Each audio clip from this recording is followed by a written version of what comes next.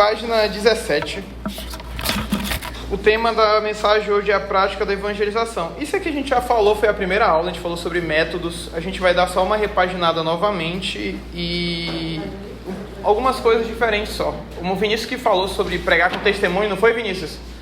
Tem como a gente pregar com o nosso testemunho? Aí aqui nessa aula aqui, a maioria dessas aulas aqui dessa aula aqui hoje vai ser sobre a pregação com o nosso testemunho de vida, aquilo que a gente viveu, o antes e o depois. Então a gente vai começar com o nosso valor fundamental, que toda semana tem esse texto, que é: Deus procura homens e mulheres que compartilhem uma paixão para quem não tem Cristo. Jesus veio para buscar e salvar o perdido. Deus deseja que todos sejam alcançados com o poder do Evangelho transformador. Amém. O objetivo do ensino: discutir metodologias atuais e históricas com um especial enfoque na evangelização. Pessoal, introdução. Jesus reúne seus seguidores para mais próximos, para que mais uma reunião especial. Ele entrega uma das suas mensagens mais importantes. Explica o seu propósito e passa aos seus discípulos instruções finais e claras. Esse último encontro entre Jesus e os seus seguidores mais próximos tornou-se conhecido como a Grande Comissão. Os evangelhos e os livros de Atos incluem diferentes relatos desse momento. Em cada um dos casos, antes da sua ascensão, Jesus comissiona seus discípulos para pregar o evangelho. Fazei discípulos de todas as nações, ou serem suas testemunhas. Mesmo se não soubéssemos o que aconteceu após a ascensão, a ênfase dos diferentes relatos deixa muito claro que a evangelização deve ser a principal prioridade de todo líder cristão ou de todo cristão. O que é a evangelização? Isso aqui a gente já falou sobre esse termo, vamos falar novamente. É um dos termos usados com frequência no Novo Testamento para descrever a mensagem cristã. A palavra grega evangelho, que significa boas novas.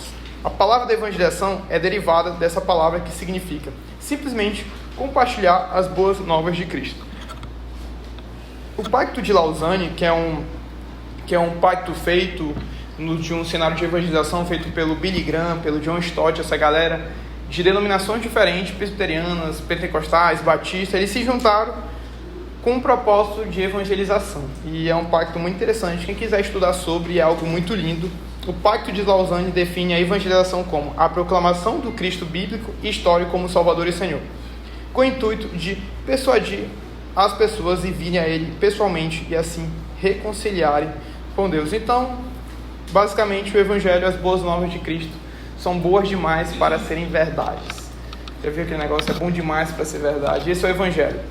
É bom demais para ser verdade. É muita graça para ser tão fácil de ser acessado. E o Evangelho é isso. São as boas novas de Cristo. É tão bom, sabe? Que parece que é mentira, mas é verdadeiro. E o evangelista. Algumas pessoas na igreja têm um dom especial para evangelização. Elas são chamadas de evangelistas. No Novo Testamento, no entanto, a igreja primitiva não pensava em evangelização como uma atividade especial delegada a especialistas, pois compartilhar as boas novas era um resultado natural de um cristão, simplesmente por serem cristãos. O evangelista e o cristão que tem. Aí eu vou colocar a experiência pessoal, mas antes disso, isso é muito frequente, porque eu ouço muito sobre: eu não sou evangelista, então eu não vou pregar as boas novas de Cristo, assim, como se isso fosse um ofício somente para o evangelista. E a gente às vezes carrega com isso: mas eu sou mestre, e Deus está me chamando para pregar o evangelho, mas eu sou mestre, mas Deus está me chamando para amar almas, vidas, e você é simplesmente um cristão.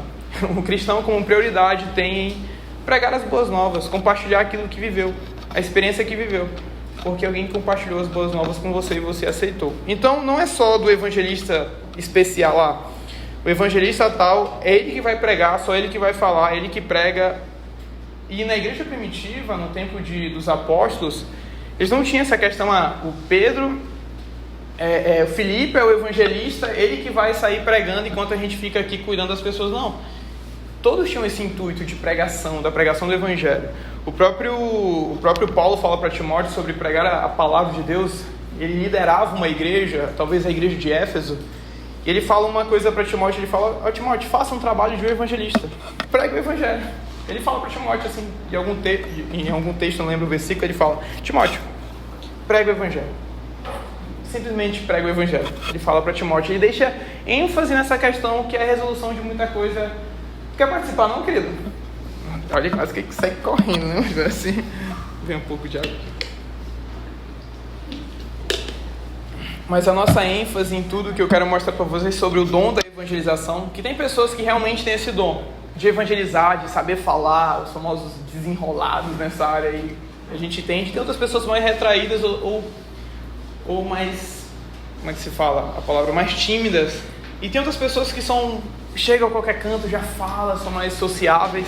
Tem essas pessoas que realmente carregam esse dom, e é mais fácil um evangelista do que um mestre falar de Jesus para alguém de cara, assim. Eu lembro que lá na base, eu era esse cara que tinha que tomar, muitas vezes, a iniciativa de pregar o evangelho para alguém, assim.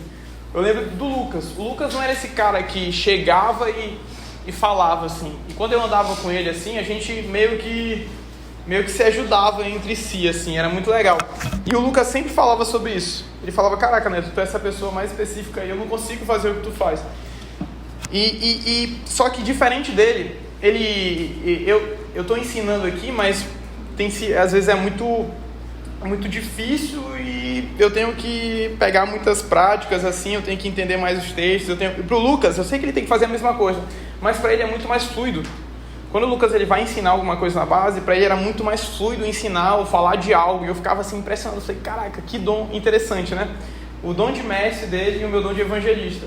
E cada um conseguia fluir numa área melhor. Na área que a gente era colocado, a gente conseguia fluir. Ah, Lucas para dar uma aula sobre tal coisa, Lucas para ensinar isso. É o Lucas, sabe? Eu nem pegar, não. Se me chamarem eu vou, porque amém, eu vou aprender, eu vou lá, mas se tivesse alguma de cara, assim, não, o Lucas, porque ele vai ser mais fluido, essa é a área dele. Eu lembro que quando a gente ia evangelizar, o Lucas, ele ficava muito com medo. E teve uma vez que a gente evangelizou um cara no terminal. Nesse dia, a gente evangelizou um irmão no terminal, assim, ele estava cheio de mala, assim, a gente chegou com ele e falou, cara, a gente queria falar sobre Cristo. Eu cheguei, na verdade, com ele, falando um bocado de coisa. E durante esse tempo, assim, o Lucas, porque ele estava incomodado de querer falar com alguém, assim, ele estava sentindo que era para falar com um homem, e ele parece que apontou o homem, ele falou, esse homem que eu estou sentindo de falar, só que eu não consigo chegar até ele, sabe? Tipo assim, Neto, me ajuda, vamos lá. E eu cheguei até ele, e lá o Lucas conseguiu, durante esse tempo, falar, assim, mas foi difícil para ele. Para mim foi mais fluido. Para o evangelista, que tem o dom, é mais fluido. Só que para alguém precisa se esforçar mais, sabe? A diferença do dom e a diferença de quem não tem um dom. Mas a questão não é um aprendendo com o outro, sabe? É um compartilhando o dom com o outro. Neto, me ensina como é que tu faz isso. Me ensina o jeito que tu flui. Lucas, é isso, desse jeito, desse jeito, desse jeito. Ah, Lucas, me ensina isso aqui, tal, o jeito que tu flui. A gente vai se complementando, sabe? Complementando, e a gente vai se tornando um corpo. E não é mais competição, mas sim uma cooperação, sabe? Uma cooperação entre eu e o Lucas, que não é mais, eu sou melhor em tudo que é isso, e tu é melhor que eu isso aqui, mas na verdade a gente está aprendendo com os outros, sabe? Ninguém em cima de ninguém, a gente está no mesmo rumo, e amém por isso. Eu lembro que a gente foi pregar o evangelho para esse cara, ele falou, nossa, e foi lindo esse dia, porque a gente nem falou sobre arrependimento, o cara já se arrependeu de muita coisa. Ele disse que tinha uma culpa dentro dele, porque, se eu não me engano, ele traiu a esposa dele, a esposa companheira dele, e a esposa dele morreu. Ele tinha essa culpa dentro dele muito forte, isso, ele foi para outra cidade, isso. E ele nem falar sobre perdão, a gente só escutou ele. Ele falou, eu só queria perdão, sabe? Eu só queria perdão, só queria ser perdoado dessa culpa. E querendo ou não, ele achou um Cristo que o perdoava, sabe? Daquela culpa, e foi tipo assim, de Deus, sabe? Eu vi Deus, ele usando cada dom, assim. Então, o Lucas pregou o evangelho, e ele é um mestre. Só que para ele foi mais difícil. Não é fluido como um evangelista nato qualquer. E é isso. E tem aqui sobre simplesmente o que o evangelista cristão ele tem também, as possibilidades, as oportunidades. Uma experiência pessoal. O evangelho é centrado em uma pessoa, Jesus Cristo. Somente uma pessoa que experimenta o evangelho pessoalmente pode compartilhar efetivamente. Uma pessoa que recebeu a Cristo, ela pode compartilhar a Cristo. Uma paixão pelos perdidos. O evangelho resulta da paixão pelos perdidos. Uma paixão de Deus por aqueles que, sem Cristo, o cristão deve compartilhar essa paixão. Falando aqui de novo, uma paixão pelos perdidos. Aquele que aceita Jesus, aquele que conhece o coração de Deus, aquele que o Espírito habita dentro dele, ele vai impelir essa pessoa à evangelização. Se a gente não é impelido por essa prática da evangelização, não é incomodado por isso, talvez tenha alguma coisa errada no nosso cristianismo. Ou talvez a gente não nasceu de novo. Tipo, como assim? Porque esse é uma das cachoeiras do evangelismo, da prática das boas novas de Cristo. O ID é a grande comissão para todos os discípulos. Isso tem que ser como uma cachoeira, tem que fluir de cima para baixo, assim, eu aceito a Cristo, e agora eu amo aquilo que Cristo ama, e são pessoas, somos perdidos, e isso é totalmente uma cachoeira. Se às vezes a gente para não aceitar a Cristo, a gente se conforma com isso, é porque tem algo errado.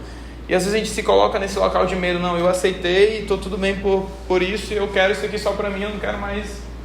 Não, e talvez tenha algo de errado dentro de nós, sabe? Tem algo de errado dentro do nosso coração, a gente tem que verificar e examinar isso, o que está acontecendo com a nossa vida pessoal. E uma terceira evidência sobre quem pode evangelizar é o poder do Espírito Santo. Todo cristão precisa da presença residente do Espírito Santo para ser eficaz na evangelização. Isso aqui é fato. E a gente não consegue salvar ninguém, sabe? A gente tem que... Às vezes eu até fico pensando sobre... A gente usa muito esse termo, eu até entendo, sabe? Eu já até usei sobre eu ganhei uma alma para Cristo. Na verdade, a gente... Quem ganha é Cristo, sabe? A gente ganhei uma alma, ganhei 3 almas, ganhei 5 almas, ganhei 6. Caraca, tu ganhou quantas almas? Eu ganhei uma. E a gente fica comparando a quantidade de almas, parece que é um jogo. E na verdade não, na verdade quem convence é o Espírito Santo de Deus. Totalmente ele. Como a gente falou na última aula, foi sobre a gente precisa falar com zelo até os ouvidos. E dos ouvidos até o coração, quem leva é somente o Espírito Santo. A gente pode falar, citar a Bíblia. As pessoas podem ver Jesus aqui, ó. E elas talvez não aceitarão se Cristo não convencer elas.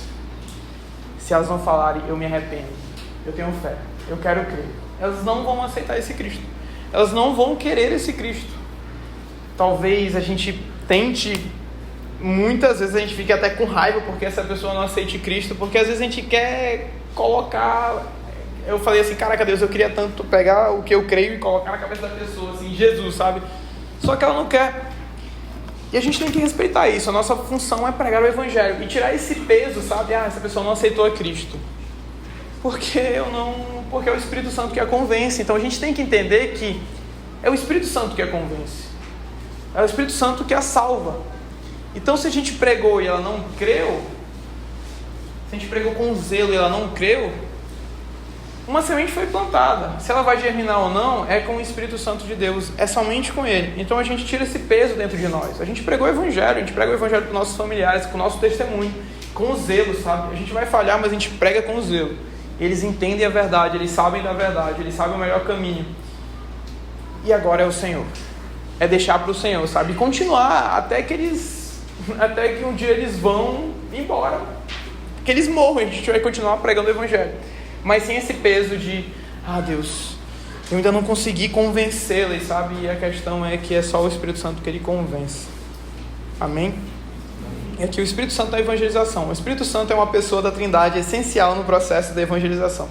O Espírito Santo prepara os corações, como o exemplo de Cornélio em Atos 10. A gente leu na semana passada que o próprio Deus deu uma visão para Pedro, para ele de um lençol cheio de animais assim, sobre pureza e impureza, que Pedro tinha aquilo como impuro, aquele alimento, e Deus fala para ele assim, não fale que isso é impuro, é aquilo que eu purifiquei. E Pedro, no decorrer do caminho, ele entende que aquilo era sobre os gentios, era sobre que eles achavam que os gentios eram impuros.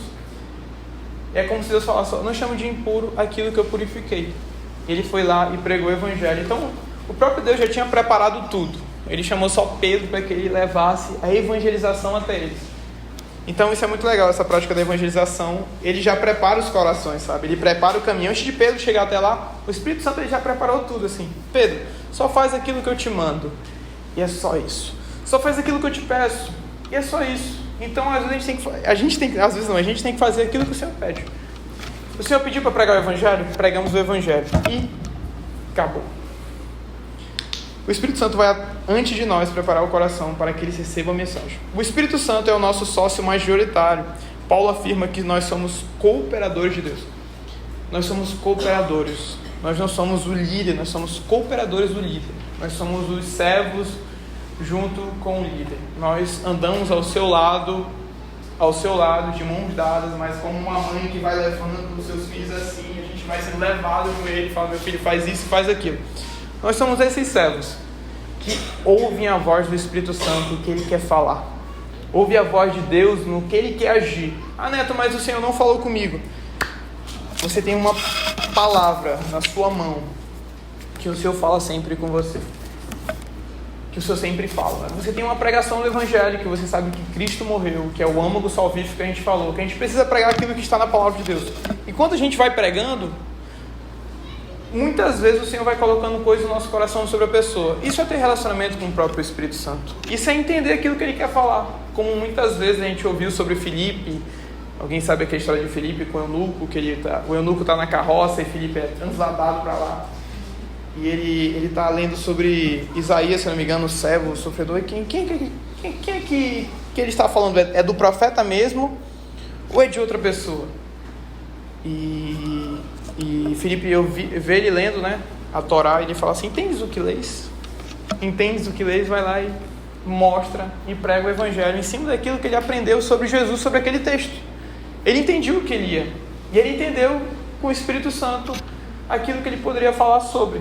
Mas o conhecimento foi muito importante de Filipe. Ele sabia o que falar.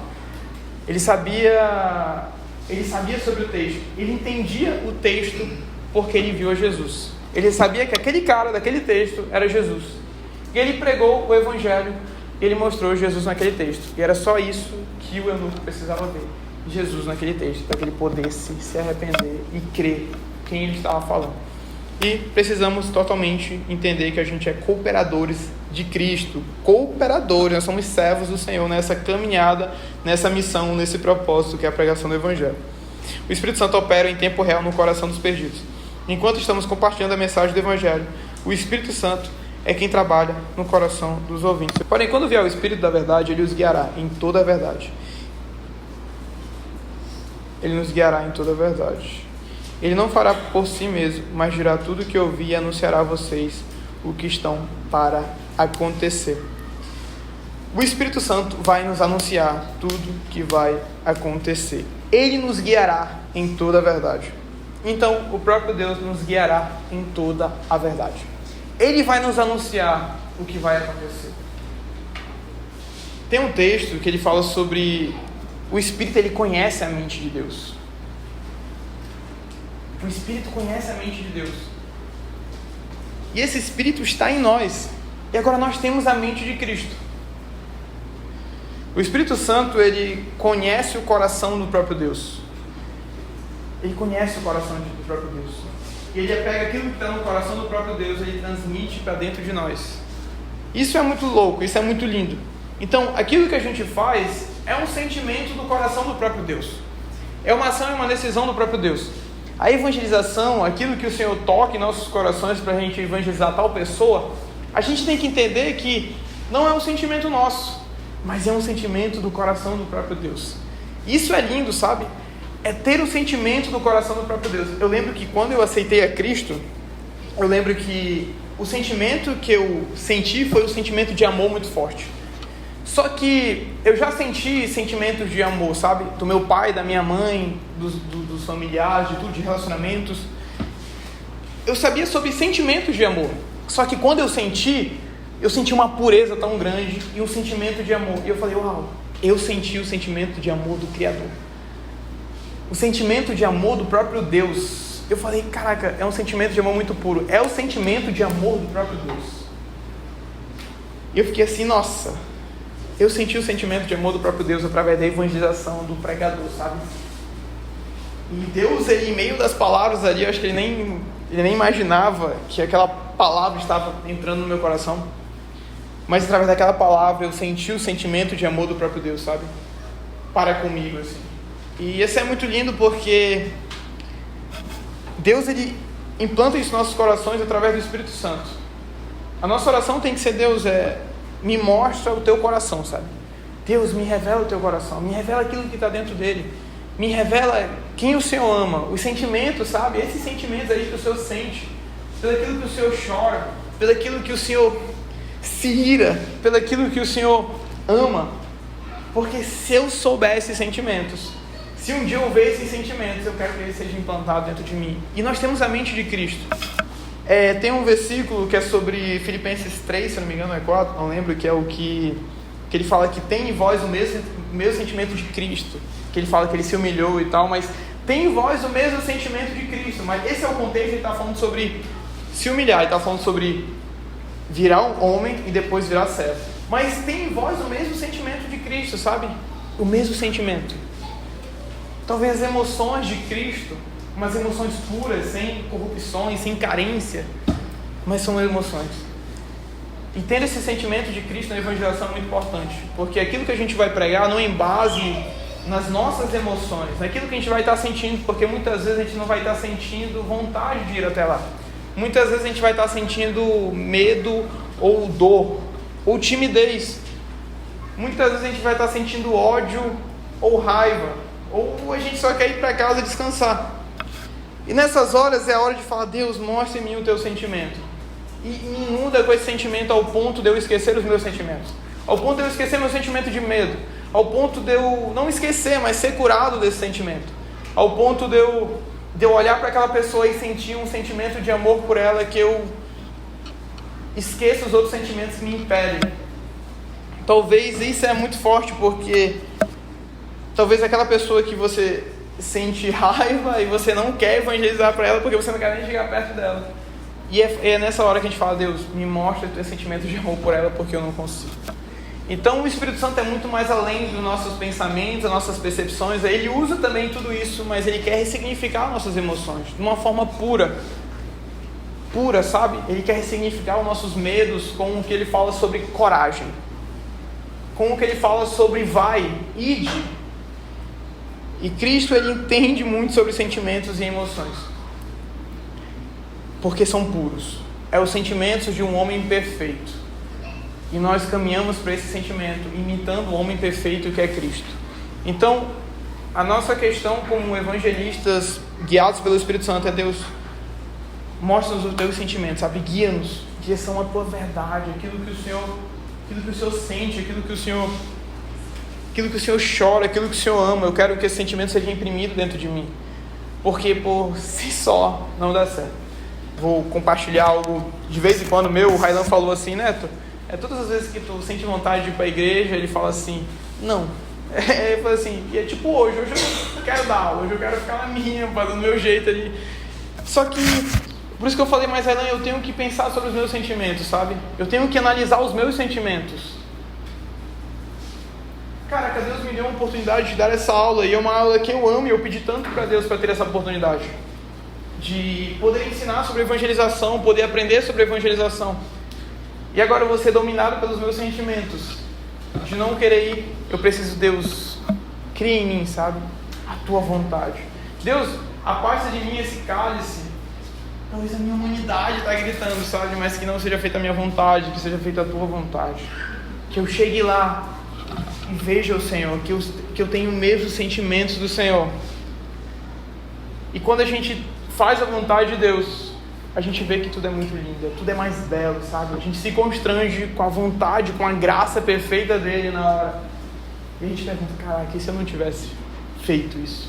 Se eu não tivesse ido, se eu tivesse parado e paralisado nas minhas emoções, nos meus traumas, que na verdade não são os sentimentos de Deus, sabe? Eu vi uma analogia, achei muito legal, que Cristo, ele nos tirou do lamaçal do pecado para o reino do seu amor. Mas o nosso coração já está um pouco sujo de lama, e essa lama vai saindo no decorrer da caminhada com Cristo. A gente já saiu do ambiente, do lamaçal do pecado, e o Senhor nos colocou para outro ambiente, que foi para o reino do seu Filho, do seu amor. E nós estamos aqui, mas o nosso coração ainda tem muitas lamas e muitas sujeiras nessa caminhada. E durante essa caminhada de santificação, que é o processo da santificação, é nessa caminhada que essa sujeira vai ser limpa. E quando a gente estiver com o próprio Deus, essa sujeira vai ser totalmente pura. E essa sujeira vai corromper nossas emoções. Essa sujeira corrompe os nossos processos de entender sobre alguma coisa, de interpretar sobre alguma coisa, de ter um sentimento do Ronildo, porque é o que eu estou sentindo agora, é o meu sentimento. Eu briguei com o Ronildo, mas é o meu sentimento com ele agora que está dominando isso. Mas a gente não tem que entender sobre, e qual é o sentimento de Deus sobre isso? O que Deus pensa sobre isso, sabe? Isso tem que dominar. A gente precisa parar e às vezes falar: Deus, o que o Senhor pensa sobre isso aqui? Eu estou vendo dessa forma, e o Ronil está vendo dessa forma, mas o que o Senhor pensa sobre isso aqui? E o próprio Espírito Santo, ele está dentro de nós para nos guiar, sabe? Para nos mostrar, para gerar isso dentro de nós. Não é que, Neto, eu sou perfeito, não, eu falho muito. Tem muitas amigas próximas que eu tenho aqui que elas sabem como eu sou falho, como eu erro, como eu peco, como as minhas palavras não são verdades absolutas. E como as coisas que eu falo também podem estar erradas. Eu posso errar. Eu preciso entender isso. Eu preciso entender que eu não sou Deus, que eu nunca erro. Mas em meio a tudo isso, em meio ao que eu penso sobre mim mesmo, o que importa é o que Deus pensa sobre mim. É a opinião dele sobre mim, não a opinião que as pessoas pensam sobre mim, mas o que Deus pensa sobre mim, o que Deus pensa sobre o Ronildo. Então é nessa hora que eu falo: Deus, eu quero falar com o Ronildo, mas o que o Senhor pensa sobre isso? O que o Senhor pensa sobre ele? O que o Senhor pensa sobre mim? E eu vou até ele evangelizar, sabe? Deus, o que o Senhor pensa sobre aquele? Porque eu penso tantas coisas, aquele cara que está drogado, que está lá, que está cheirado, muita coisa. Ou quando a gente vê aqueles vídeos de ladrão roubando as pessoas, que eu já sobe o negócio aqui, dá vontade de sair batendo. Eu falei: meu Deus, quando eu fui roubado, dá vontade que os caras, que eu quase levo um tiro, os caras tiraram, eu vi que não pegou em mim, graças a Deus. Mas eu fiquei com uma ira tão grande. Nossa, eu fiquei com uma ira tão grande. Agora é difícil demais, né? Essa hora eu penso: Deus, o que o Senhor pensa sobre esse cara, sabe? Nossa, imagina se a gente pensasse isso. Mas a questão é que a gente está preocupado com os nossos sentimentos nessa palma aqui. A gente só vê um palmo além. Acho que é isso, como é o ditado, um palmo além do nariz, é alguma coisa assim. A gente só vê até aqui. Mas na verdade Deus, ele tem uma imensidão, sabe, do que ele pensa sobre. Então a evangelização também é sobre isso. Caraca, a gente parou nesse ponto que eu fiquei, hein? Mas é o que Deus pensa sobre tudo isso, o que Deus pensa sobre aquela pessoa, e me ajude a pensar aquilo que o Senhor pensa, a ter o mesmo sentimento. O Espírito Santo é a presença e o poder de Deus. Jesus prometeu a sua presença e o poder quando evangelizarmos. Mateus 28, não vou abrir os textos, são muitos. Mateus 28, 20. A evangelização é como uma frequência acompanhada por manifestações do poder de Deus por meio do Espírito Santo. Aqui ele está falando sobre a grande comissão, Mateus 28, 20. E Atos 1, 8, ele está falando sobre... Eu vou abrir esse Mateus aqui porque ele fala sobre uma coisa muito legal.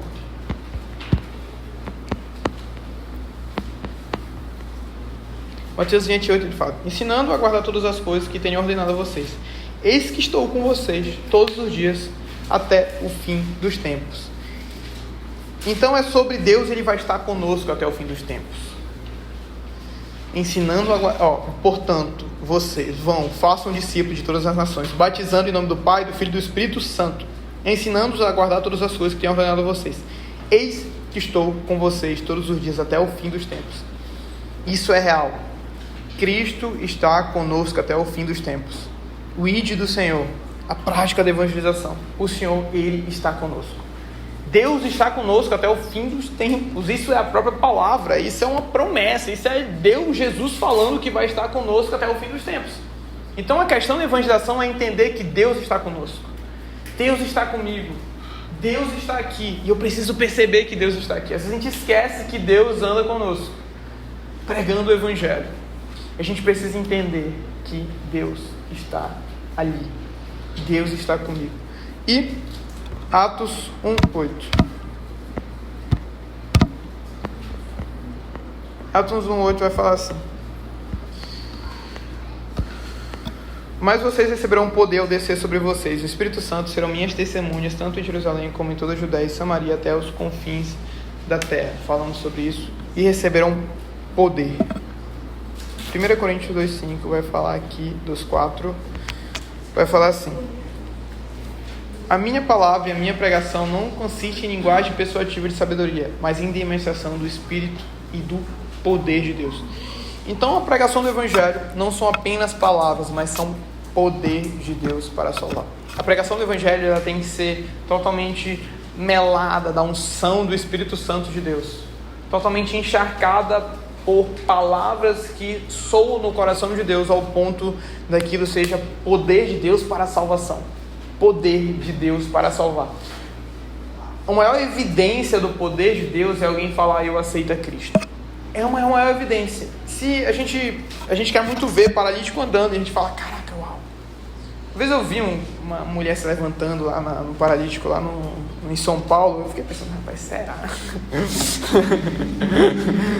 Será que isso é verdade mesmo? Fica, né, atrás da orelha assim, caraca, será que isso é verdade? Será que essa mulher não foi paga pra fazer isso? E tem muitas incredulidades, sabe? Mas, e aí quando a gente vê essas coisas, a gente faz assim, caraca, uau, sabe? O poder de Deus, a gente se inflama e eu fico imaginando se as pessoas começarem a serem curadas instantaneamente no culto. Eu fico imaginando a galera indo até o teto de pular, sabe? Mas tudo isso são sinais apontando para algo. Esses sinais apontam para salvação. Tudo isso é para que gere salvação. Tudo isso é para que gere salvação. A salvação é o maior manifestado o poder de Deus. Quando uma pessoa é salva, a gente viu algo. É tipo, essa pessoa foi envolvida pelo poder de Deus, sabe? A cruz para ela foi estabelecida presentemente, não é mais algo do passado, mas a cruz ela não varia, ficou só lá no ano 33. Jesus morreu, né? Talvez foi esse ano, 33 por aí. Jesus morreu, não, 33 foi que Jesus morreu na cruz e tal, e ficou lá o poder de Deus, não, mas a cruz de Cristo é real para essa pessoa, presente assim, ela é o poder de Deus. A cruz de Cristo, ela não fica só no passado, mas ela é tão presente, ela é tão atual, é como se Cristo ressuscitasse assim, morresse naquela cruz instantaneamente para ela, e eu te salvei, Então a cruz de Cristo foi algo muito poderoso, ao ponto de gerar pela eternidade, não só para aquele momento no Gólgota, daquela crucificação, não, mas aquilo foi gerado pela eternidade. Se uma pessoa for aceitar Cristo de tantos anos depois, aquilo vai ser tão real para ela como naquele dia da crucificação. E isso é um poder de Deus. Então, quando uma pessoa é salva, ela está lidando com isso, sabe? Deus, ele está salvando aquela pessoa. Deus, ele está salvando. Imagina um Deus que está em Capanema, num altar, como a gente viu domingo, que está salvando aquela pessoa. E tu fica assim, uau, Deus está aqui. E mais do que isso, Deus habita dentro de mim. Então são consciências que são muito poderosas, se a gente refletir um pouco sobre. A gente fala assim, uau. Quando tem as salvações assim, eu fico assim, uau, Deus está ali, Deus está salvando ela, Deus está abraçando ela, como ela fez comigo quando eu fui salvo, sabe? O mesmo Deus, aquele dia, ele está aqui junto com ela também. Eu fico assim, uau, eu fico no culto, eu começo a enlouquecer com isso, eu começo a pensar tantas coisas. Mas, caraca, Deus, ele está aqui com ela também. O próprio Pai, sabe? O próprio Deus, ele está salvando essa pessoa, como ele fez comigo naquele dia. Caraca, que louco. Aí eu caí nas minhas doidices. Mas é isso. Aí, métodos da evangelização. A mensagem do Evangelho é a única que não pode ser comprometida ou alterada, a gente já falou sobre isso. Mas os métodos da evangelização são diversos. Atualmente, cristãos estão usando uma grande variedade de métodos para compartilhar o Evangelho.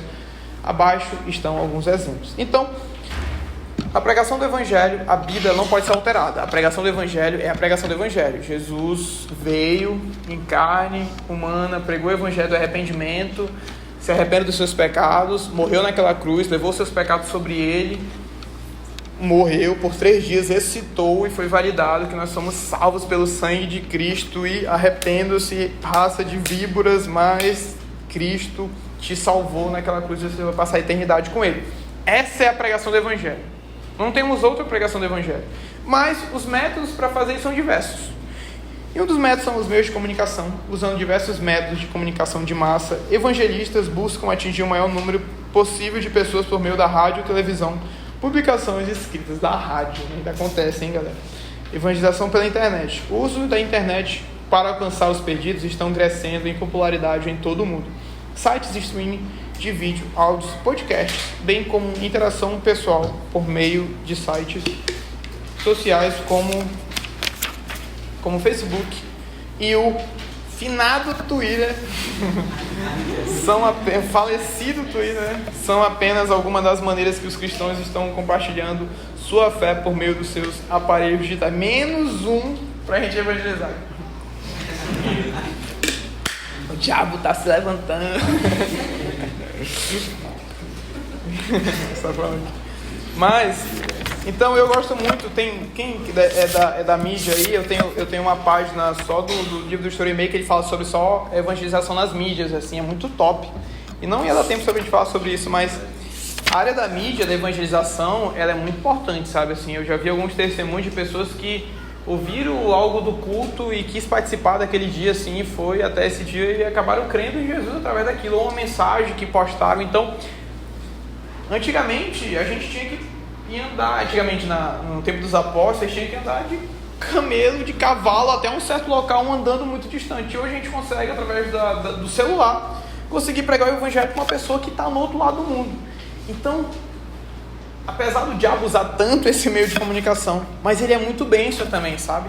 Ele é um propósito muito grande, as mídias sociais, as postagens, os vídeos, as pregações, então elas são de suma importância para o que a gente vive hoje, para essa nossa geração, e isso é também sobre entender o contexto que a gente está vivendo, a época que a gente está vivendo. Então nessa época tem a internet, então a gente precisa usar aquilo que Deus tem nos dado, a internet. Eu preciso entrar, eu preciso entender sobre. E tem muitas pessoas que são levantadas para poder pregar o evangelho na internet que nem louco. Eu sei que nada, como é que se fala? Nada tira o um para um, a evangelização pessoal, mas essa é uma evangelização muito importante também, que é a pregação pela internet. E eu super concordo com isso, eu bato a chave assim, tem muitas igrejas hoje que ainda não tem esses métodos, sabe? E o próprio Pacto de Lausanne, eu vi uma live deles sobre, uma das coisas que eles colocaram, bateram muito nessa porta, foi a internet, sabe? O uso da internet, o uso dos cultos, o uso das postagens, das ministrações, dos rios, dos shorts. Eu fiquei assim, uau, tipo assim, que loucura. Uns caras brabos da evangelização do mundo. Pode falar, Evelyn.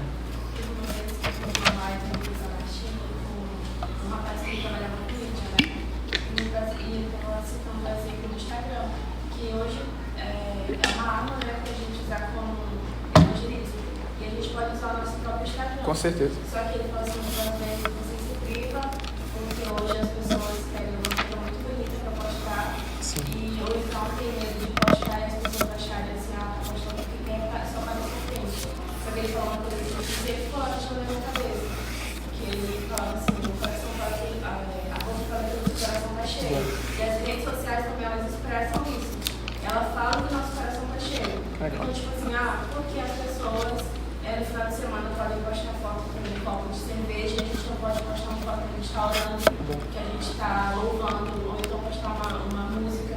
E muitas vezes as pessoas se privam por medo de serem julgadas. Mas aquilo também é o evangelho. Porque existem pessoas que estão usando isso para propagar o que elas gostam, né, que é festa, bebida, e a gente tem que usar para propagar isso, que a gente ama, que a gente vive, que é Cristo. Bom, amém, Evelyn. E é isso mesmo. E com certeza, tipo assim, se for olhar para as pessoas, eu fico pensando assim, nas minhas noias também, de novo, nas minhas noias, já que isso, nas minhas loucuras da vida. Noia no passado, né? Hoje estou de boa. Nas minhas loucuras da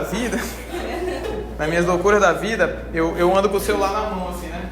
Eu fico pensando, cara, aonde as pessoas vão, elas, tipo assim, tá fazendo parte de nós, sabe? A gente anda com um negocinho, sabe, no bolso e a gente não perde. Eu falei, eu perco tanta coisa, mas o celular eu não perco. Eu fico pensando, meu Deus do céu. E eu olho para as pessoas, todo mundo tem um aparelhozinho na mão, assim. Eu falei, cara, parece que é um membro a mais, sabe? Se quebrar, a gente... é um membro a mais. Se quebrar, eu quebrei o dedo, quebrei meu celular, nossa. Aí, meu Deus do céu, vai pro hospital porque tu quebrou alguma coisa muito do teu osso. Mas é muito assim, então as pessoas são toda hora teclando, sabe? A cabeça tá assim, abaixada e toda hora. Então, como a gente faz para chegar até lá, sabe? É a prática de evangelização na internet. Como eu faço para chegar até esse cara que tá ali? Então eu vou tentar entrar lá. Então como é que eu vou tentar entrar lá? Pregando o evangelho nas redes sociais, nas mídias, sabe? Eu sou muito... O Biel até profetizou uma coisa para mim. Falou, cara, tu tem que ir pras mídias, tu tem que falar de algumas coisas e tal, tu tem que pregar o evangelho lá, tu tem que fazer isso. Eu falei, não sou muito dessa vibe. De vez em quando eu pensei em fazer alguns stories sobre não sei o que, assim, pra nunca mais, sabe? Eu nunca mais mandar muito trabalho isso aqui. Mas assim, eu ainda penso muito em fazer sobre isso. Eu penso muito sobre, caraca, o meu Instagram, ele é uma porta muito boa sobre isso, sabe? Sobre pregação do evangelho, sobre falar aquilo que Deus tem falado comigo. E é muito importante. De vez em quando essas coisas elas voltam e latejam na minha mente, assim. Eu vi as meninas fazendo isso, eu achei muito massa, sabe? Porque eu super apoio isso, o que elas estão fazendo sobre falar das suas vidas com Deus, sabe? Aquilo que o Senhor tem falado. A gente fala sobre muita coisa no Instagram e tal. E por que não falar sobre Cristo? Por que não falar sobre Deus? Então eu super apoio, porque é mais alguém falando sobre Deus. São mais adolescentes ouvindo sobre o próprio Deus, assim. Então, use suas redes sociais para fazer isso. E se não quiserem também, amém por isso, sabe? É suas redes sociais. Mas é algo que eu quero tentar colocar, tirar um dia, assim. Antes eu sabia mais editar, mexer no Photoshop, no Lightroom ali. Eu sabia fazer algumas coisas no Lightroom, no Photoshop e tal. Muito antes eu fazia muita coisa. E hoje eu não sei nem editar mais, não sei mais fazer nada. Eu fiquei bem longe, assim, disso. E hoje eu quero voltar a aprender a fazer aquele negócio bonitinho da galera que tá fazendo, né? Toda uma loucura nos vídeos aí, né? E passando pra cima, arrastando pra baixo. E eu tenho que aprender isso, e eu vou até pedir pro Railan me ajudar nessa parte, assim, das mídias sociais, né, Railan? Eu pedi pra Kelly me ajuda. As redes sociais também é uma batalha espiritual muito grande, porque eu percebo que quando eu posto, tipo assim, fui treinar, dá 300 e poucas visualizações, mas quando eu posto, tipo assim, que hoje vai ter culto da GNP, só vem 70 visualizações, então eu não sei, tipo, como é que acontece essa questão do logaritmo, né, pra fazer isso. Então eu entendo que também dentro das redes sociais é uma batalha espiritual, porque eu acredito que de alguma forma existe algo se levantando para que a palavra de Deus não seja cancelada. Mas quanto mais pessoas estiverem fazendo isso, mais as pessoas vão ver. Porque é loucura que não aparece logo de cara ao Stories, né? Aparece a tua cara e tu aperta lá e entra, né? Engraçado, sei que tu falou, achei interessante. E realmente, então a gente tem que entender que o diabo ele tenta agir de muitas formas. Ele tenta colocar na internet os mais possíveis prazeres, as mais possíveis coisas que de cara nos embelezam, sabe? De cara nos chamam a atenção, assim. E o evangelho ele acaba ficando... Parece que o evangelho ele acaba ficando de lado, assim.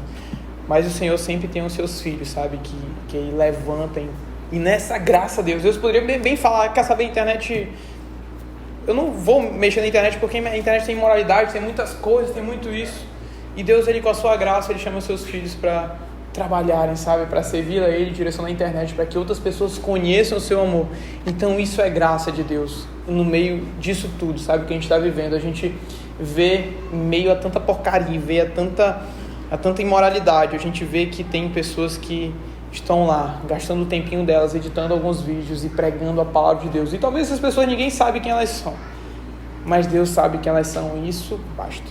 Então, pregação pública, reuniões públicas de todos os tamanhos, seja em templos, de igrejas, locais neutros como teatros, estádios e outros locais públicos. Remete ao tempo dos apóstolos, ainda estão entre os meios e mais populares para compartilhar a mensagem do evangelho no dia de hoje. Esse aqui é bem mais básico, a pregação pública ou pregação em massa, que é a pregação nos templos, a pregação onde eu aceitei Cristo, que foi umas pregações no templo, que teve alguns eventos sobre.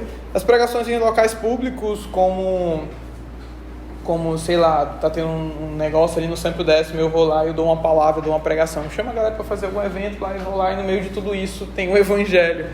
E a pregação nos estádios também, e muitas outras questões.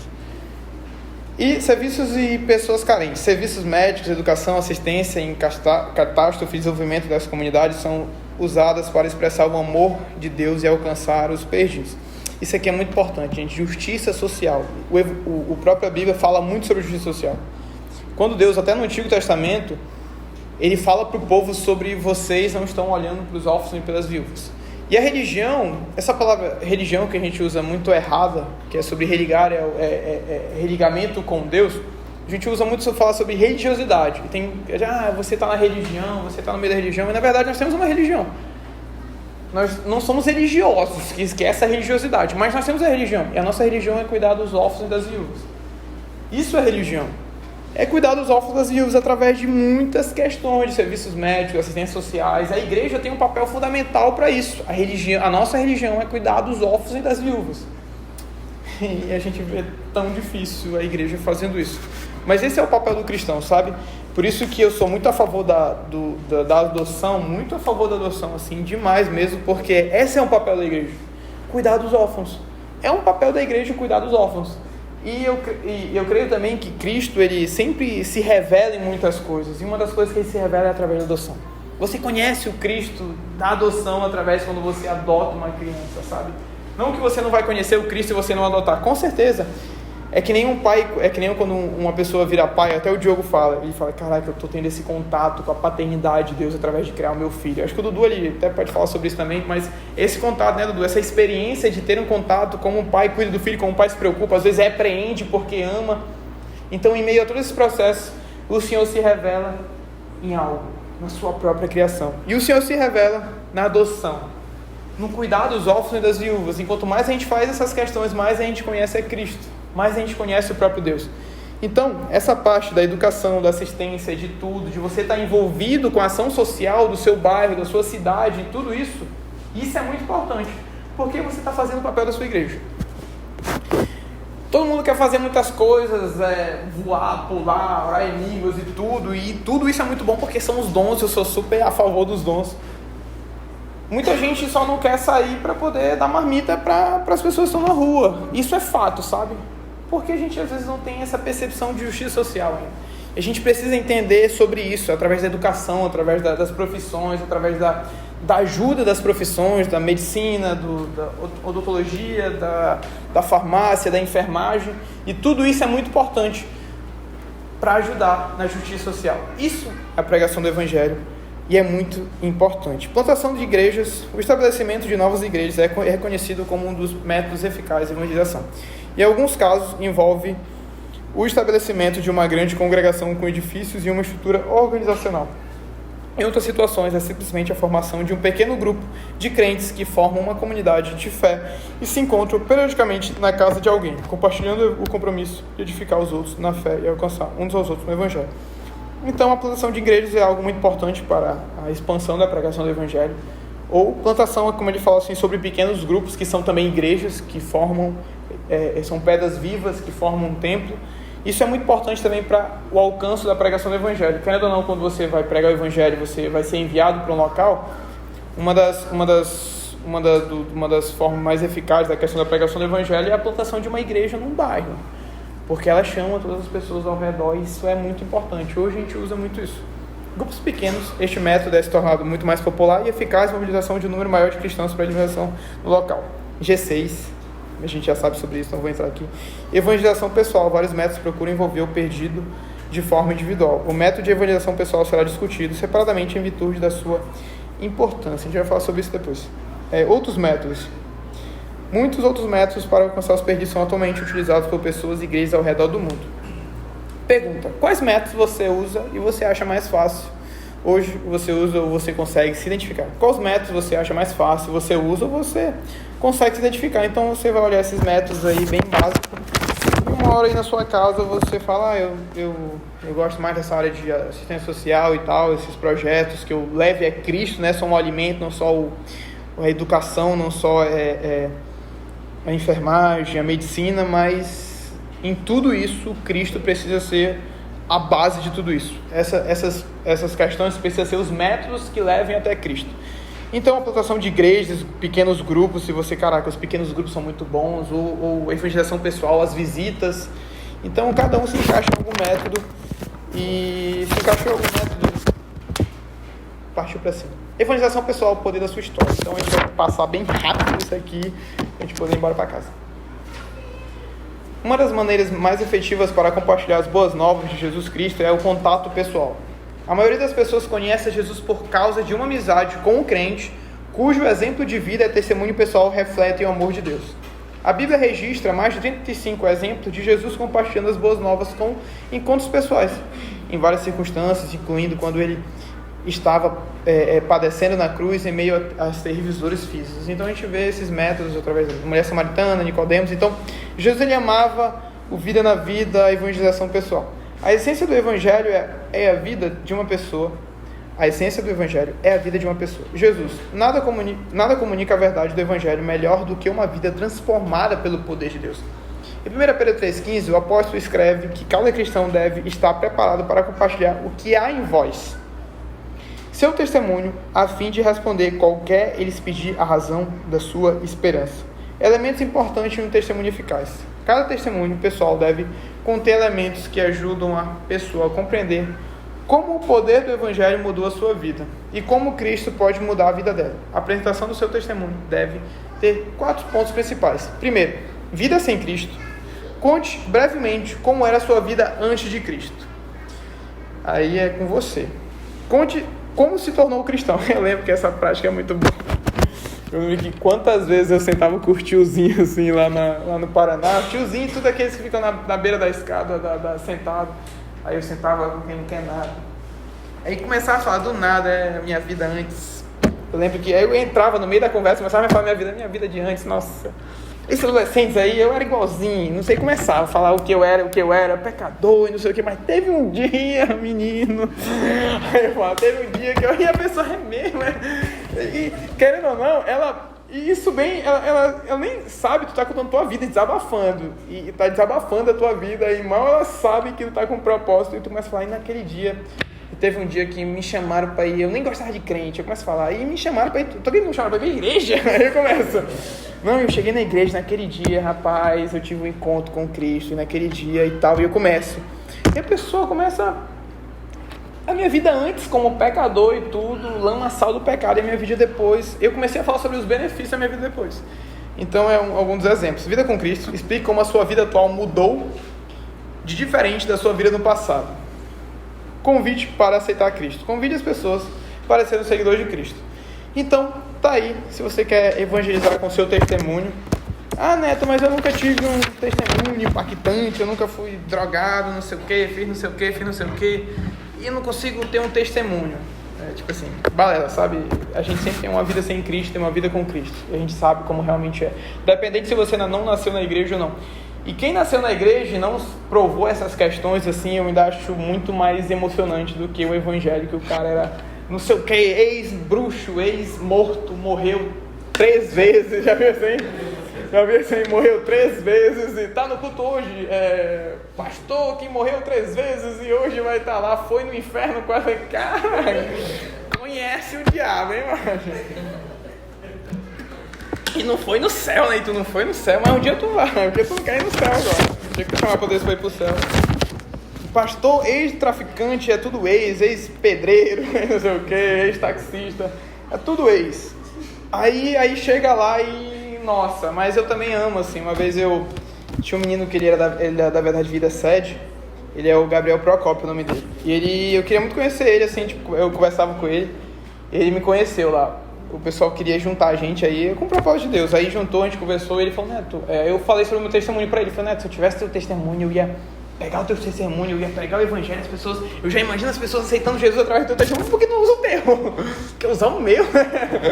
Mas assim, cara, usa o teu, cara. Não, mas eu nasci na igreja. Ele começou a contar, e eu... Não, mas no início, eu tive uma experiência com Deus, assim, muito novo e tal, e eu...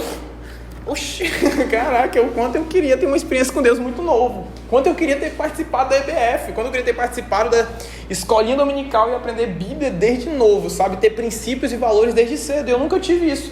Então, como Deus, Ele te privou de viver muitas coisas.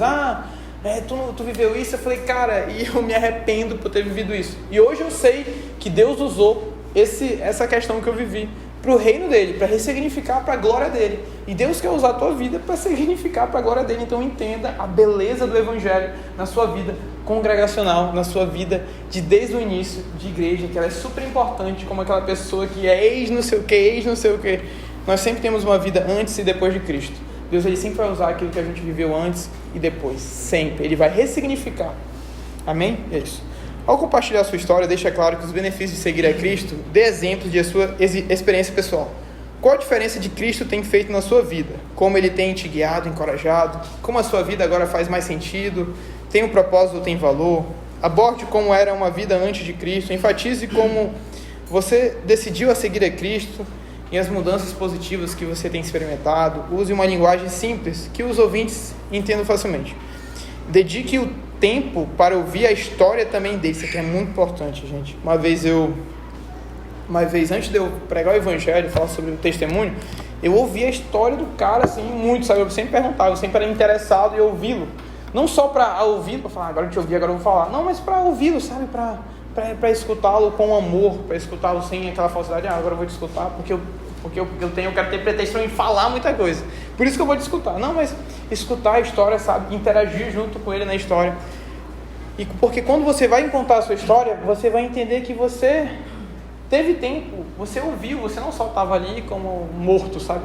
Você ouviu a história dele, você estava inteirado com a história daquele quem contou. E agora quando você falar, ele vai estar inteirado, porque ele não vai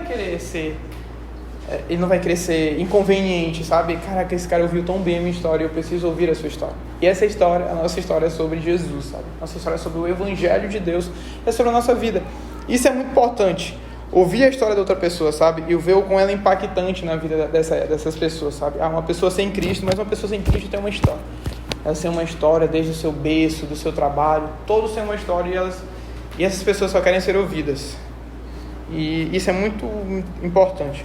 História que possam construir uma ponte para experiências deles. Identifique-se com eles, seja sensível, ajude a eles a compreender a diferença positiva que Jesus pode fazer na vida deles. Você pode abordar essas áreas da sua vida e seu testemunho, que inclui... Caraca, eu falei rápido, nem me entendi. Você pode abordar as áreas da sua vida em seu testemunho, que inclui... Antes, culpa, depois, perdão. Antes, conflito, depois, paz. Antes, ciúme, depois, amor. Vazio, depois, satisfação. Medo da morte, depois, paz sobre a morte. Depressão, depois, esperança. Rejeição, depois, aceitação. Solidão, depois, amizade. Egoísmo, depois, amor ao próximo. Amante do prazer, depois, satisfação em Deus. Medo dos espíritos, feitiçaria e encantos, libertação desses medos. Então, tem um antes e depois que você pode usar, você pode falar sobre, você pode usar na sua evangelização como algo pessoal da sua vida. E como eu falei na outra aula, assim, sobre essa questão de você não fugir do seu passado. Neto, agora eu tenho que ficar preso no meu passado. Não. Para que Cristo possa ressignificar o seu passado e agora você não olhe querendo, escarrando. Não, entenda que o Deus te perdoou. Agora entenda os pontos do seu passado que Cristo ele quer levar para a glória dele. Um ponto que eu falei para vocês, um exemplo, foi para a Ana lá de BH, que ela era totalmente drogada, ela vivia na Cracolândia, ela é uma das líderes da Cracolândia, e hoje Deus pegou tudo aquilo que ela viveu, ela aceitou a Cristo, teve um encontro com Jesus, e hoje ela, toda segunda, ela está lá, levando alimento para essas pessoas, levando amor, levando o Evangelho para essas pessoas, porque ela sabe que aquele encontro que ela teve com Cristo, onde ela era uma drogada, uma perdida, totalmente fundo no lamaçal do pecado, ela teve um encontro com Cristo. E quando ela olha para essas pessoas, ela consegue se ver nelas, sabe?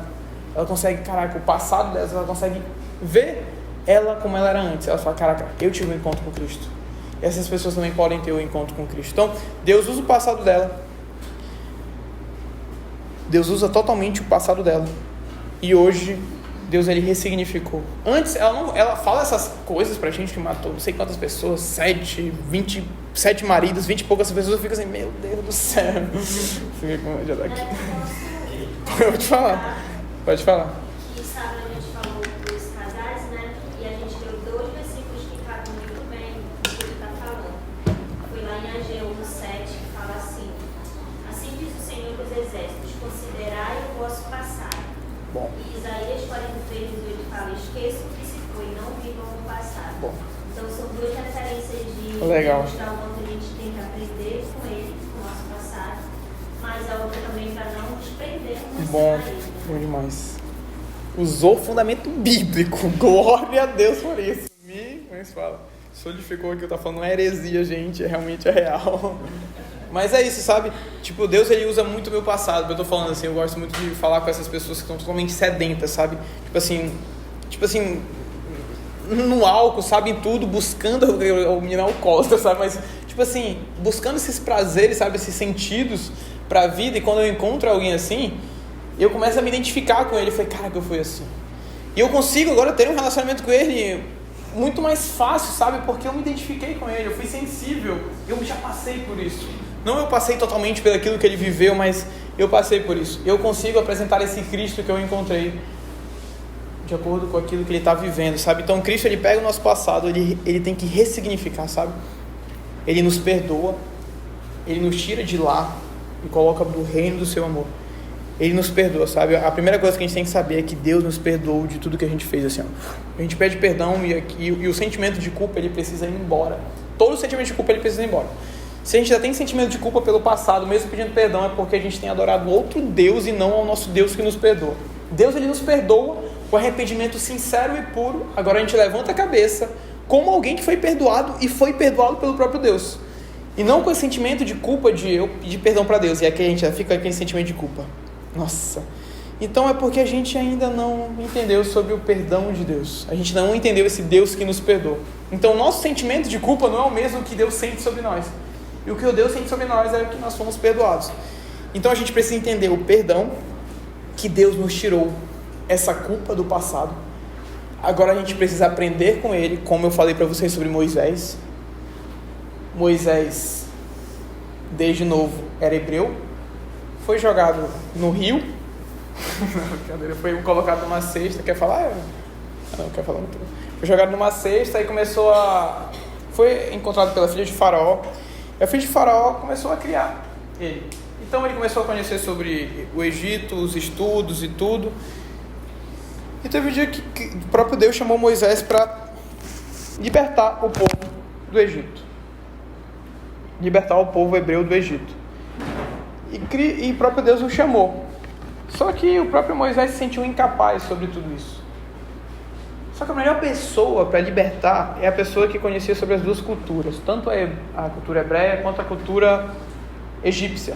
E Moisés conhecia as duas culturas. Se você for olhar, antes de Deus chegar para ele e falar assim, eu vi que os meus ouvidos... Deixa eu lembrar do versículo, recapitulando. Eu vi que o clamor do meu povo chegou até mim. O próprio Deus fala isso para Moisés. Só que antes, Moisés se indignou com aquilo que ele viu. Ele se indignou com um egípcio matando um homem do povo hebreu. Ele se indignou, ele foi lá e matou essa pessoa. Então já tinha uma indignação no coração dele. Ele foi totalmente precipitado, mas tinha uma indignação no coração dele sobre aquilo. Já tinha uma indignação no contexto que ele estava vivendo. Então Deus colocou uma indignação no coração dele para Moisés. Você está vendo o clamor do meu povo? E Moisés já passou por isso. Ele viu o clamor do seu povo, ele se indignou.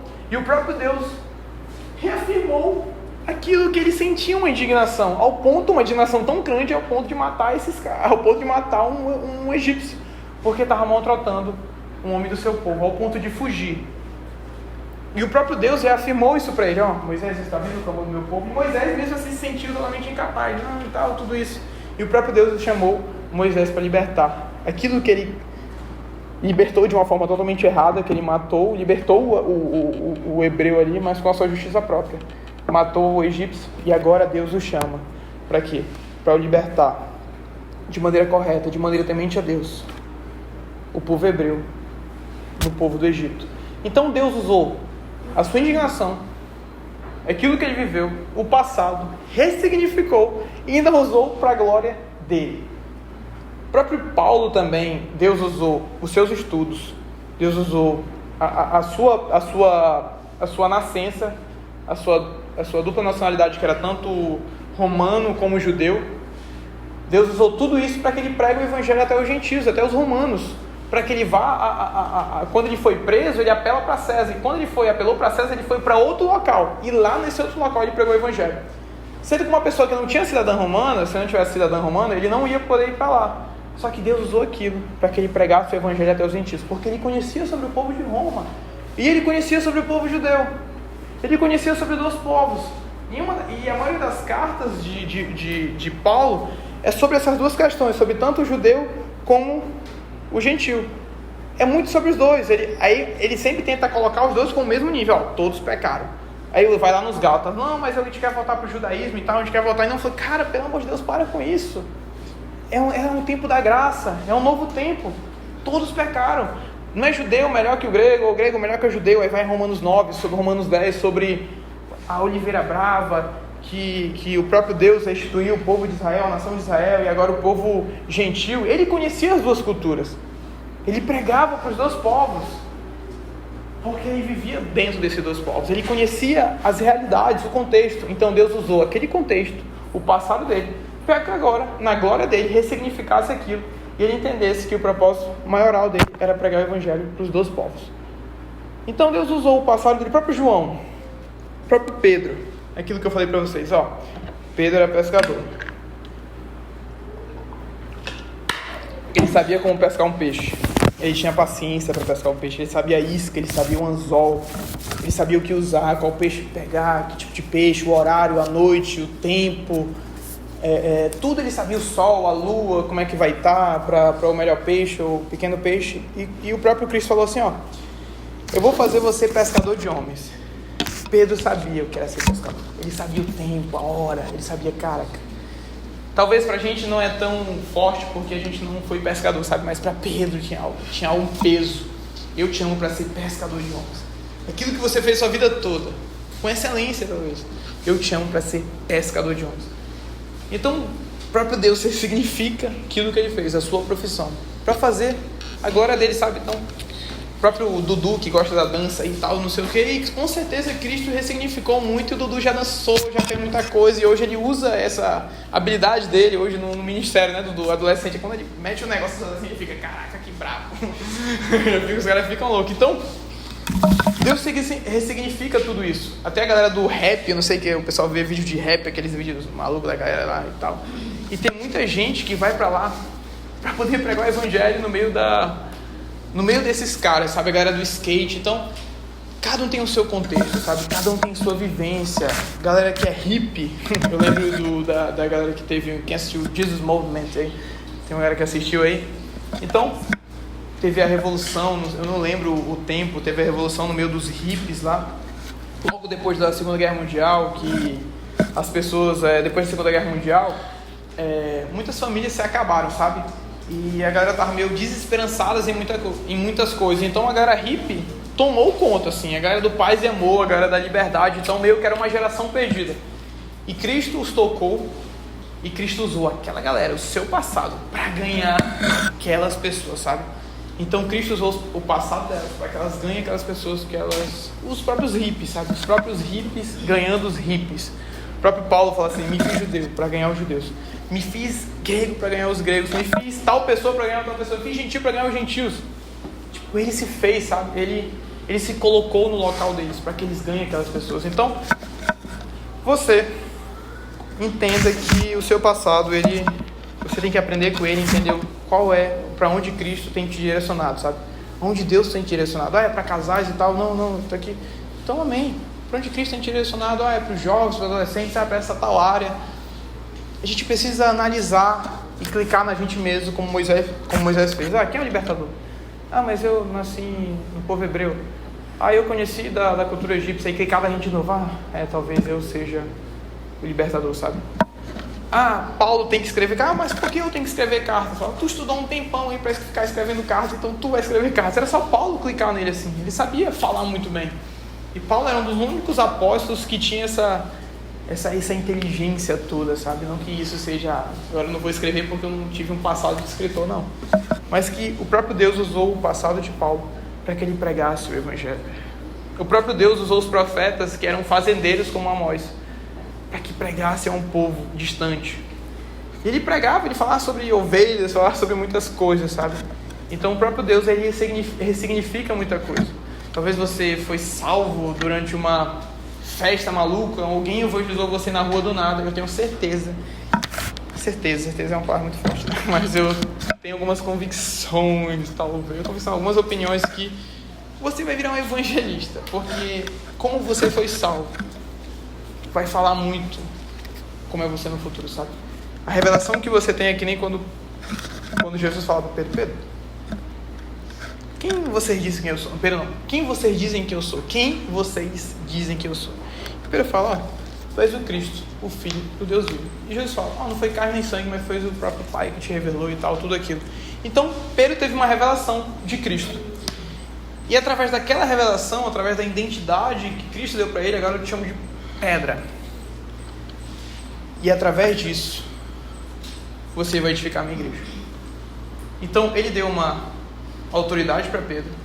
Primeiro ele deu uma revelação de quem é Cristo. Depois, uma identidade, pedra, Pedro, rocha. E depois ele falou o que Pedro ia fazer. Através desse pilar, sabe assim? Então, quando eu tive um encontro com Cristo, eu tive uma revelação de quem é Cristo. Cristo é um Deus de amor e misericórdia. É como se Deus falasse para mim, através disso, Neto. Como é teu nome? Agora o teu nome é Neto, sabe? Filho, teu nome é Neto. E através disso que você viveu, você vai fazer a mesma coisa. Você vai mostrar amor e misericórdia, porque foi isso que você viu de mim. Outra vez, eu ouvi falar que, eu perguntei para a pessoa o que o povo que Deus te revelou, o que foi que ele te revelou? Para mim é um Deus pedagógico. E o que essa pessoa faz? Ensina. Ela tem prazer em ensinar. O que é Deus para você? Talvez Deus para mim é um Deus Pai. E Deus, ele vai te ensinar muito sobre paternidade. As pessoas vão conhecer muito sobre paternidade, porque você viu esse Deus Pai. Mas o que é Deus para mim? Para mim é um Deus que cuida do... sei lá, um Deus que Deus mais, irmão? Um Deus que olha o mendigo, sei lá. Um Deus que ama os perdidos. Eu vi esse Deus, sabe? E agora que eu vi esse Deus me chama para fazer a mesma coisa. Cada um tem uma revelação de Deus, sabe? Cada um viu Deus no dia quando aceitou Jesus. Cada um aqui viu esse Deus, sabe? E a pergunta é, qual Deus você viu, sabe? E só temos um Deus, mas qual foi a parte de Deus que você viu? O que foi revelado para você? Quando você teve um encontro com Cristo, o que você sentiu, sabe? Qual foi esse sentimento? E foi esse Jesus que me encontrou, sabe? Um Jesus que me acolheu, sabe? Ou um Jesus soberano. Eu vi um Deus soberano. O Lucas falando para mim, eu tenho um sentimento de um Deus soberano, sabe? Eu tenho um sentimento de um Deus cuidador. E é isso que a pessoa faz, ela cuida. Talvez vai ser uma pastora futuramente. Ou um Deus de graça. É um Deus que mesmo essa pessoa, alguém errando muito com ela, ela sempre vai mostrar graça, porque foi aquilo que ela viu em Deus. Então, pensando sobre isso, porque a Bíblia fala que Deus, ele se revela em partes. Então, o que foi aquilo que Deus te revelou, sabe? Qual foi essa parte dele que ele te mostrou? Porque a gente tem poucas coisas de quem Deus é, poucas revelações de quem ele é. A gente vai ver ele perfeito no dia da sua volta, sabe? Ou no dia que a gente voltar para ele, a gente vai ver ele na sua plenitude.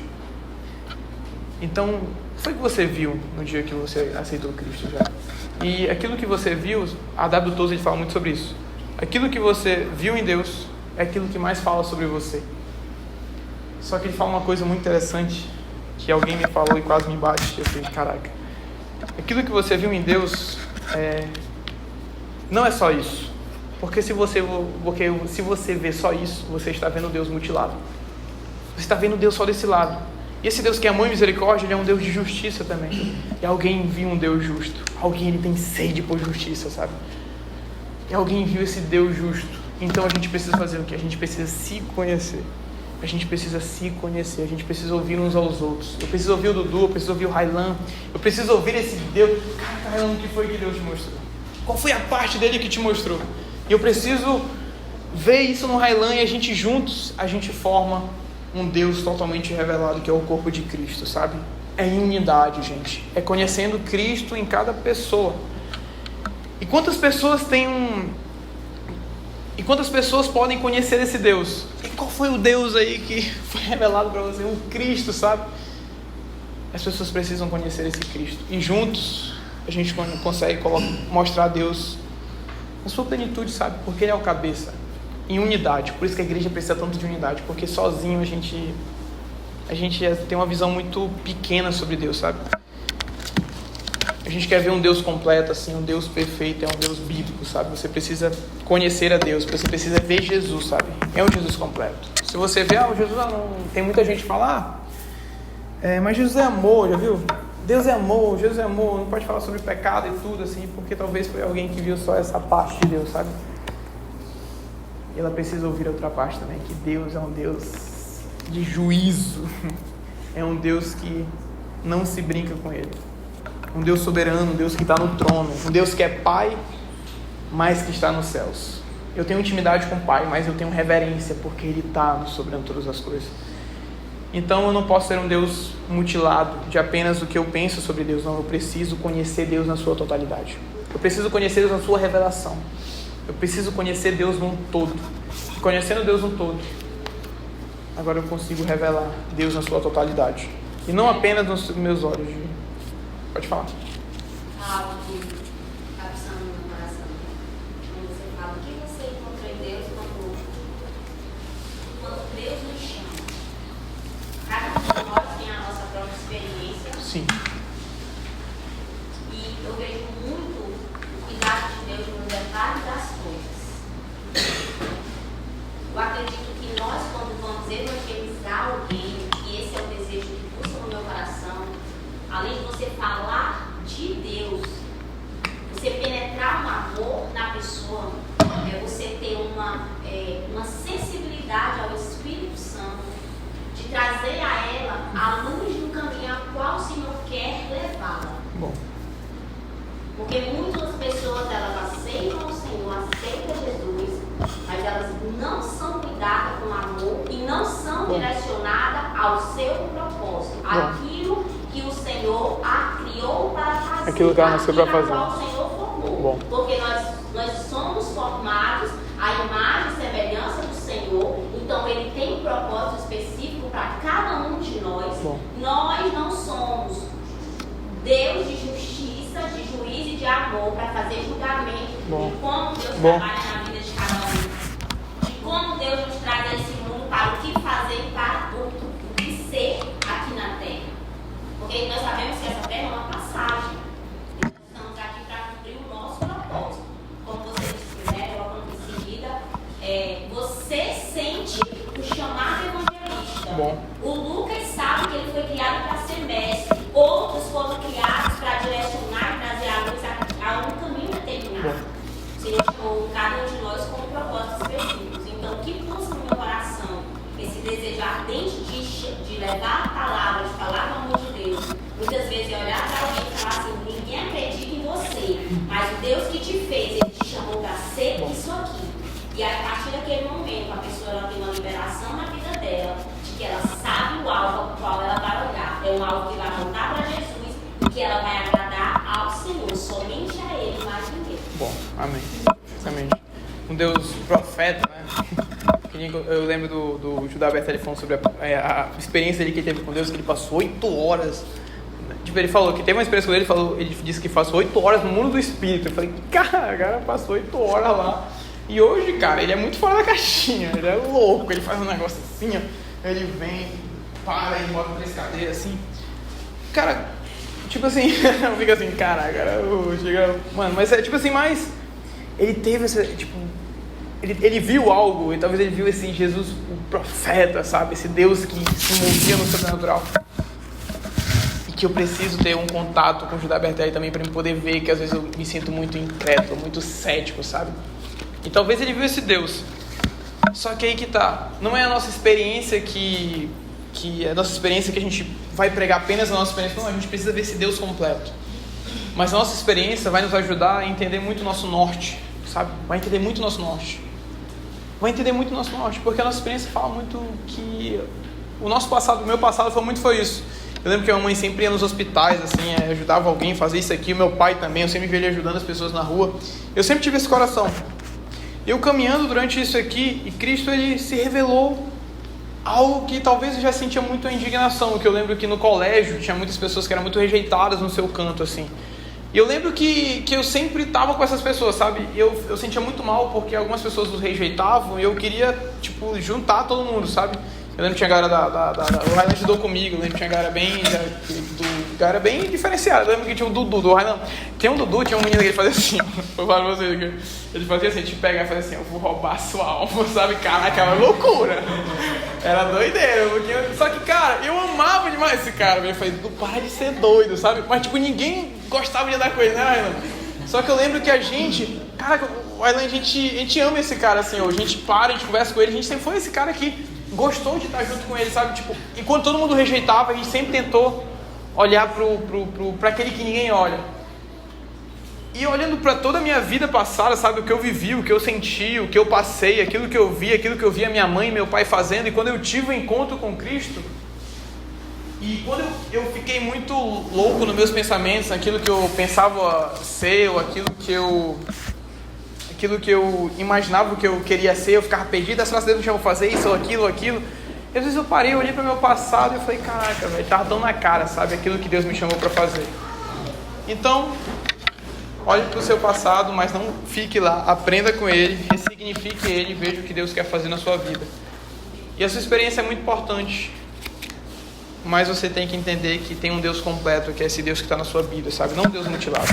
É um Deus que você precisa andar com seus irmãos também para você conhecer esse Deus na totalidade. Amém. Feche seus olhos, vamos levantar aí. A última aula, segunda-feira, vocês são livres de mim, galera. Amém, amém, Senhor. Obrigado, Deus, por mais uma aula, Senhor. Obrigado porque Tu és bom, Deus. Obrigado, Senhor, por essa oportunidade, Senhor. Ó, Deus, nos revela, Senhor, o Cristo completo, sabe, Deus? Nos revela o Cristo completo, Deus. Porque conhecendo a Ti, Pai, nós nos conhecemos, Pai. Conhecendo a Tua revelação, Pai, a gente conhece quem a gente é no Senhor, Pai. Nos revela, então, quem o Senhor é, Pai. Queremos conhecer a Ti, Deus, mais do que nós mesmos, Senhor. Porque se a gente busca conhecer a Ti, Pai, nós conhecemos quem nós somos, aquilo que nós nascemos para fazer, Deus.